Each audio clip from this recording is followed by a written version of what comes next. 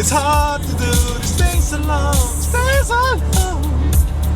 Just hold on, we're going. Woo! Let's go. Oh, let's go. Dreezy, Dreezy, Dreezy. Dreezy Macaleezy. Dreezy Drake. The six guy. We might just get hit with a Rico. Everything on for the summer, so let's not do nothing illegal. Ooh. Off to a gig. Organized by yours truly. Hopefully we can get some people here in the venue. Hopefully we can get a good crowd.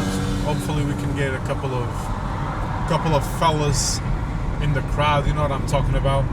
Couple of Gucci Ducci brothers. Yeah, excited. I don't think I've ever said that I wasn't excited to do a gig. I've said that I wasn't excited to do one gig once. We're off to a gig, fellas. As you know, if we're in the car, that means business. As I like to say, it means business. It's not even business, it's business. So yeah, we're off to the gig. It's gonna be at Ubon Maoyu, the villain, the good, the bad, and the villain. So yeah, that's where we're headed. I'm feeling a bit frisky today. I don't want to do. I'm gonna do a couple of jokes that I'm not gonna do the same bits that I did at Selva the other day. That sort of worked the dog. It's not finished. Don't get it twisted. I'm not moving on. That's definitely not what I'm saying, because the bit still needs some work. But I'm getting kind of tired of just writing the same bit, working on the same bit. You know what I mean? So what am I gonna do? I'm gonna do what every great artist in their generation did. I'm gonna move on to a greater thing. I'm gonna move on to greater things. Okay. What am I moving on to? I'm moving on to a couple of. I don't have any of these jokes written down. Like, these were just things that happened, or like premises that I have. I'm gonna throw them at the people, the crowdy dowdy. I'm gonna throw them at them. I'm gonna see what sticks the landing when it comes to premises. And if there's a premise that the people just go ha ha ha over just the premise, I know there's something there. You know what I mean? So I think that might be worth pursuing. Does that make sense? I'm gonna try this style of working it out now, like that. Yeah, but I'm excited. Got a couple of things to work on. I think I have one too many premises to throw at the wall. This set, just gonna do 7 minutes, 7, 8. So yeah. I don't think we should be strict about times, but yeah, I think it will be fun. So yeah, what I was gonna say. Today everyone was just taking the fucking piss out of me for some reason.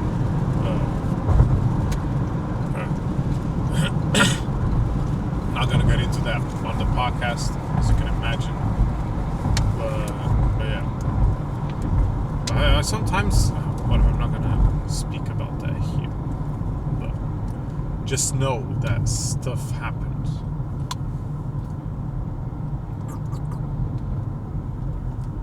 Fellas, I've been drinking so much water recently.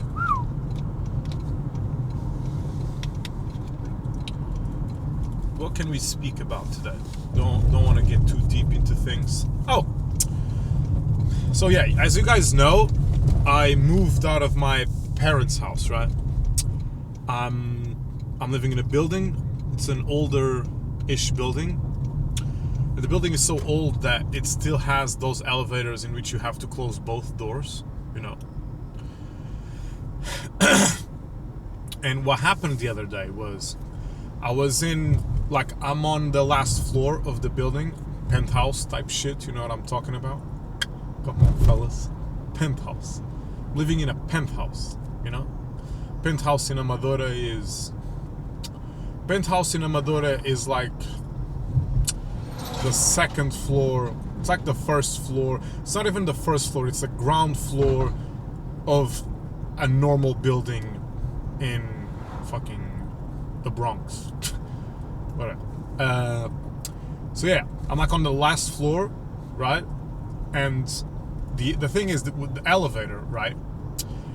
On my floor, the elevator, the door doesn't close that well, the outside door. So it's not those doors that you drag across to close within the elevator, right?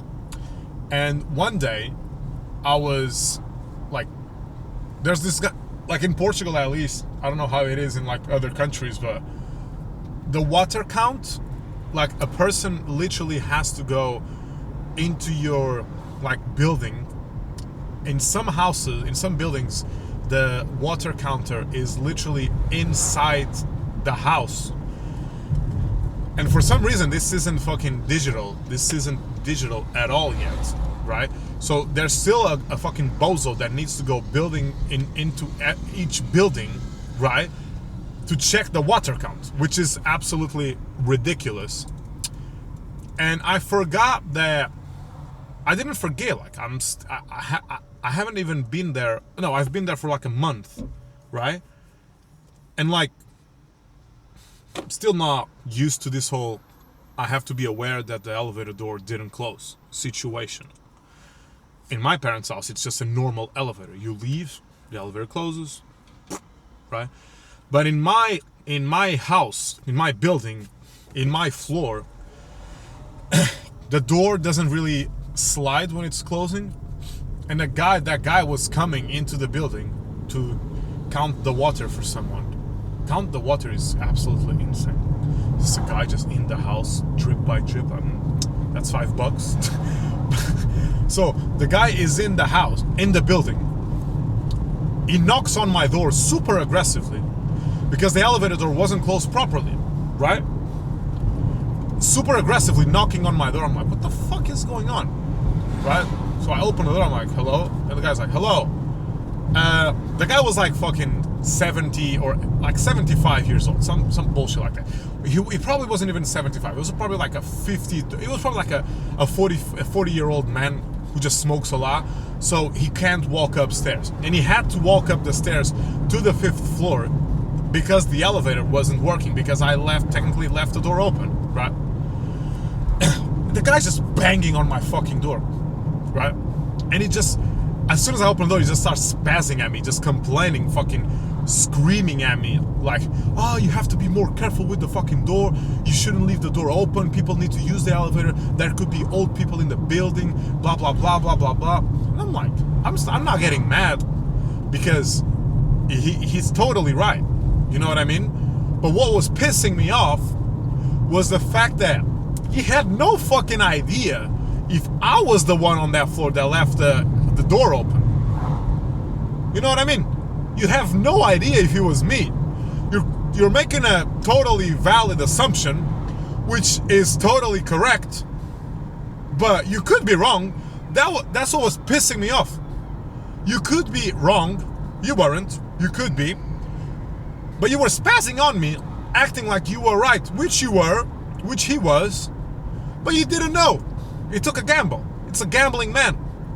For a gambling man to be this tired, a gambling man being tired by just fucking climbing up five fucking sets of stairs, get the fuck out of here. What the fuck is we talking about? You shouldn't leave the door open. Yeah, but how the fuck did you know it was me? It's a valid assumption, I might say so, but me? How the fuck? There's 5 doors.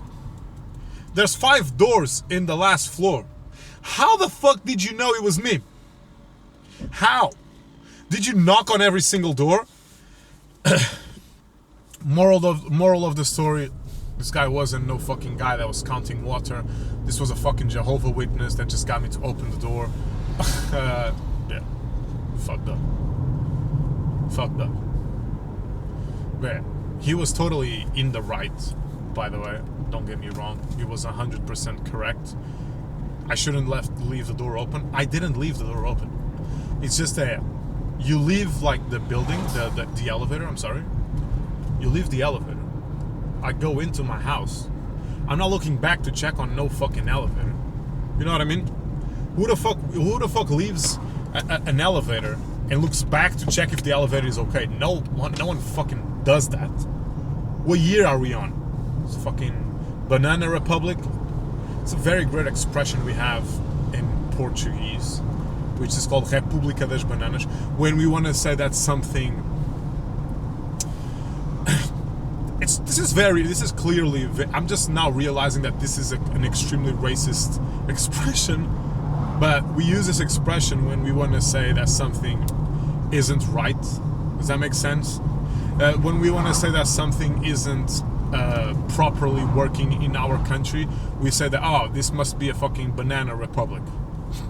This is so racist. It's kind of crazy.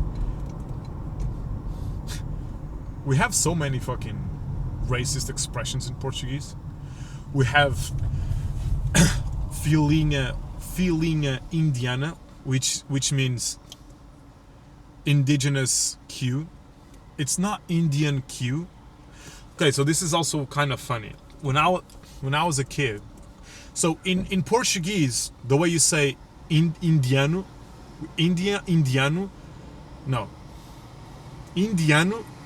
wait.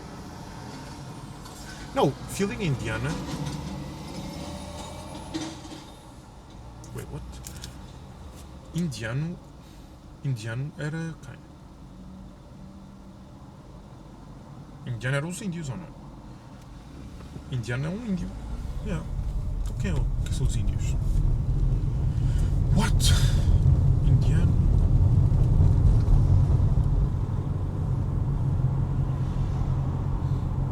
Um indiano é um gajo de Índia. Então o que é os índios? Um índio? Um índio! Um índio? Não estou a conseguir mesmo. Give me a second. Índio?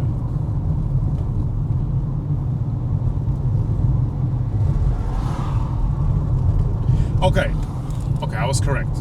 Indiano is a person from India. But Indio is a guy, is like indigenous. It's like a Native American sort of thing. But we say Indio. But Indio and Indiano were always like the same thing for me. But in Portuguese, we have like this expression which is filhinha indiana, which is Indian Q, right? Which is when everyone is being extremely polite and everyone just walking on not a straight line, but it's when everyone is being very organized on a queue. Like it's mainly used for kids. Can you get off the road, sir? It's mainly used when you want to like tell kids, like, you look at a group of kids like at school. Imagine you're at school and you're on the queue for lunch to get lunch, right, at the canteen. You know what I mean? Like people at school, like teachers or whatnot, would say, Indian queue. Everyone, Indian queue.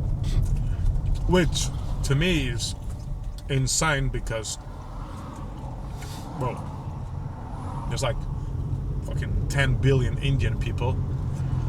I've ever seen videos from India. It's not the most organized fucking country. How could it be? There's like 10 billion Indian people, right? A country that has a lot of people will never be that organized, you know what I mean? I mean, China is kind of organized. I don't think China is organized. I think China just sells its country very well. Actually, that's a great topic. India doesn't sell itself as a great country. India should definitely work on its marketing. Thing is, racism works so much better than marketing when it comes to degrading like a culture or a country, that even if you had great marketing, I think people would always be more racist than they would look at marketing and be like, oh, yeah, that looks dope. You know what? Does that make sense? I think I'm not making that bad of a point here. Like, India doesn't sell itself very well. India doesn't sell itself. The country itself doesn't. Does India attract a lot of tourism? Maybe, definitely. Because you have Taj Mahal, you have tikka masala. I don't know if shamusa is from India, but no, India definitely has a lot of tourism. Surely, right? I wasn't trying to be mean or anything when I said India doesn't sell itself well, by the way. I was just trying to make an observation here. Just there's some countries that, when it comes to tourism, they sell themselves very well. Some sell themselves so well that you go there and it just sucks. You know what I mean? I'm not getting a good example. There's nothing coming to my head right now for a good example, but I think you guys get what I'm trying to say, right? Like, some countries don't really sell themselves very well when it comes to like tourism, I would say. I think that's a fair assessment, right? Like, some countries, like for example, I think Portugal sells itself very well when it comes to tourism, right? India, I think, could do, because even for me, like, I don't know much about India as like a country. Like, every time that someone speaks about India, I just think this is very racist from my part, because this is what I see on the internet. I don't believe in this, but this is what I see on the internet. This is what's being sold to me. Do you know? Does this make sense? It's just things being nasty, things being unorganized. It's just filth, because that's what is sold on the internet for India, right? Then, for example, you'll go to like Brussels. Brussels doesn't sell itself as like this fucking great place to do tourism or anything, but the first time I went to Brussels, I thought Brussels was absolutely disgusting when it came to being like a clean city, for example, and I didn't have that expectation. I thought it would be a clean place to go. But India, that's everything you see online, because it's just racism, right? But I'm sure that there's 100% places in India that are fucking beautiful, just fucking amazing places to visit. Like, there's definitely places in India that are extremely wealthy, like extremely good places to do tourism and to visit and just visit. You know, there's very wealthy people in India. There's very wealthy things in India. There's definitely a great place. India is probably a place that I wouldn't say immediately that I would love to go, because I just don't know, right? Everything that I see online doesn't pull me in. But yeah, I gotta go, fellas. Take it easy. Danwade for my Indian, my Sikh brothers. Peace.